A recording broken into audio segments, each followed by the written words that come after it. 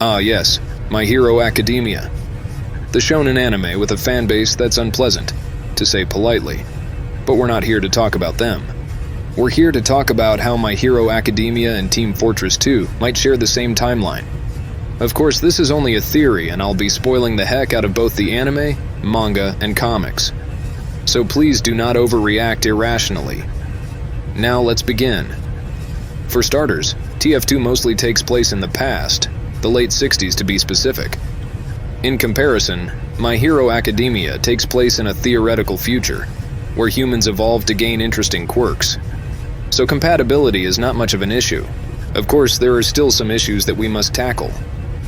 In Team Fortress, it's established that the world is destined to always be in conflict, be it openly or behind closed doors. So why was there an implied period of peace before the glowing child incident? Well, believe it or not, the wars in Team Fortress have an ending. The Gravel War ended after the Alamo stabbings incident, which led to a corpse-pushing contest, which was followed by the Robot War, which in an alternate timeline escalates into the Hat Wars, complete with a furry president. In the canon timeline, it's followed up by the Australium Hunt after a 6-month time jump, which technically counts as a peaceful period. And if you want to go even further, in both the supposed leaked final comic and a fan-made one by Springtrap. Another conflict starts soon after the hunt comes to an end. So a period of peace, followed by the emergence of Quirks, followed by mass panic, and the rise of All for One fits nicely in the pattern of war that Team Fortress has. That leads to another issue. If they share the same timeline, then why was the first meta-ability user the glowing child, and not Abraham Lincoln, the rocket-jumping president of America? Well, the glowing baby's debut was followed by mass panic and things went off the rails very quickly. If I'm not mistaken, tensions between the two halves were so high that a mother was murdered for defending her son's meta-ability. So it's likely that documents on Abraham Lincoln, along with the Lincoln Memorial, was destroyed once word got out that Honest Abe was able to propel himself with explosives. Also, it seems enhanced durability is not considered a quirk as everyone seems to have it to some degree, depending on their grind set.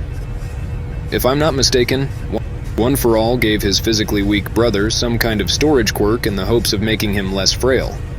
Not sure what it was supposed to store, but apparently it made him less frail.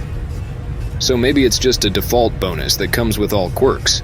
The grind is not even needed in most cases. So even if Star and Stripe go back in time and bring back proof that Abraham Lincoln regularly rocket jumps as a means to demoralize the Confederates, scientists would not count Abe as the first quirk user, as said attribute isn't considered a quirk. Speaking of rocket jumping, Mr. Compress can compress stuff into tiny marbles, so he most likely jumped from tree to tree by compressing and then releasing the air. Essentially blast jumping. Most interesting indeed.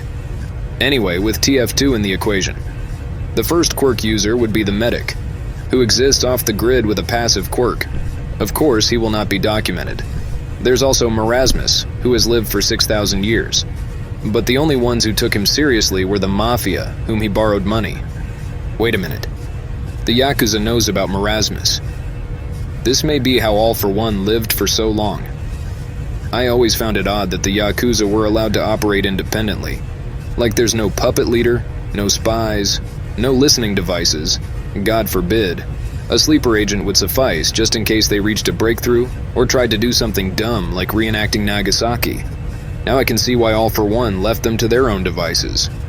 The Japanese Mafia pointed out the 2 cases of people living longer than usual that were seen in America, Marasmus and Old Nick. One has died while the other somehow survived their torture.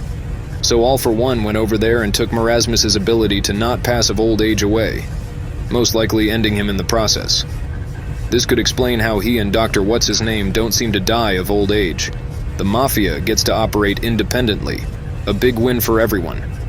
Unfortunately, the Bombonomicon would want revenge.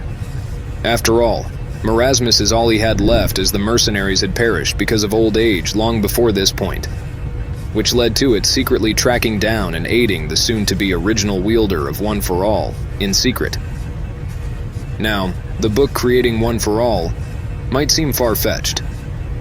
But it's surprisingly plausible, and it would explain the traits within the quirk that are either beyond science or contradict the established lore. Stars and Stripes has a quirk that allows reality warping via name-calling.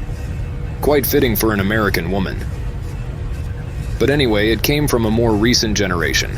It's implied that quirks are becoming more powerful and complex as time goes on, so that checks out. But One for All came to be from All for One's brother, very early on in the timeline of quirks, so it should be at least a simple power, correct? Well, yes, until it's revealed that it stores not just the strength of the previous wielders, but also a replica of their consciousness, which also serves as a way to counter hypnosis and quirk stealing. Some of their memories, as seen with the fourth user, who shared information that others don't have, and even their quirks. Most of them don't sound right, but with the book and the equation, everything kind of fits. It's established at the battles at Hell Tower that the book can obtain and hold on to souls. Hey, you brought me a soul! Nice work, guys! Now I just need 9 more. Let's go! So maybe this dream sequence is just Deku conversing with past users whose spirits were able to manifest thanks to a modification made by the book. This makes more sense than Deku somehow carrying around 9 consciousnesses inside one brain without being considered severely schizophrenic. Secondly, the number of eyeball monsters that the book has created. It is 9, just like how there are 9 mercenaries in Team Fortress. The number of One for All users is also 9, not counting Bakugo, as the quirk outright rejected him. And it can't get any higher as the quirk itself has seemingly reached the limit. Now that seems convenient. Too convenient, perhaps? This would also explain why the rewind quirk worked on All for One, but not on All Might. One for All is spiritual at its core, so Eri couldn't restore All Might. As there was nothing to rewind, it had been passed on. All this points out that it honors the 9 mercenaries, who are its favorite individuals, by making a heroic spin of them to repel the darkness and to avenge the soldier's roommate. Sure, this version lacks the craziness, but then again, it's not going to be as good the second time around. That reminds me, there's also a rather intriguing detail that makes the theory even more plausible. What if I tell you that an ancestor of Tamura Shigaraki was around during the events of Team Fortress 2? He even appeared in the comics.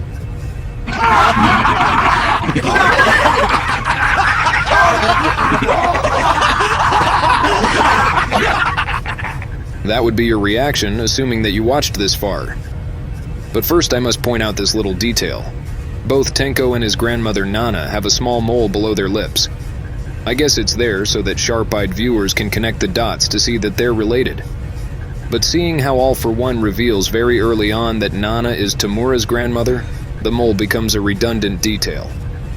Unless it wasn't meant to connect those two. Now I shall introduce the ancestor of Nana Shimura. Meet the Pale Man. The Pale Man has the chin mole, just like them. Looking back, Shigaraki did have some similarities to the Pale Man. For starters, Shigaraki killed his family, just like Grey did. He had an army of artificial constructs whose designs were from someone else, and so did the Man, as robots were once considered Man-Co products. They both defeated the CEO of a major company. Sure, it was way cooler when Shigaraki did it, but he came after, so it's understandable. And of course, judging from how All for One attempted to hijack his body, just like the Man, he too is getting betrayed and used as a stepping stone. All of this is like poetry. It rhymes so freaking much.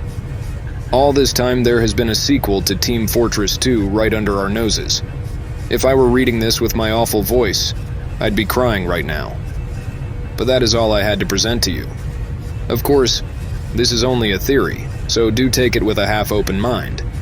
But what do you think, fellow viewers? Was the Detnerat Company a former Man-Co facility? Was Bill Cipher affiliated with the emergence of Dabi? Is that the reason why Dabi was able to have a dance-off with Kobeni from Chainsaw Man? Did All for One also kill the 9 eyeball monsters? Or was one of them able to escape? Could Bakugo be related to Abraham Lincoln? Can Mr. Compress perform the Market Garden? Is that why there's an unused shovel folder in my Hero 1's Justice 2? All that and more will be solved eventually. If you excuse me, the authorities have found out about what I did in 2022. I best be skedaddle.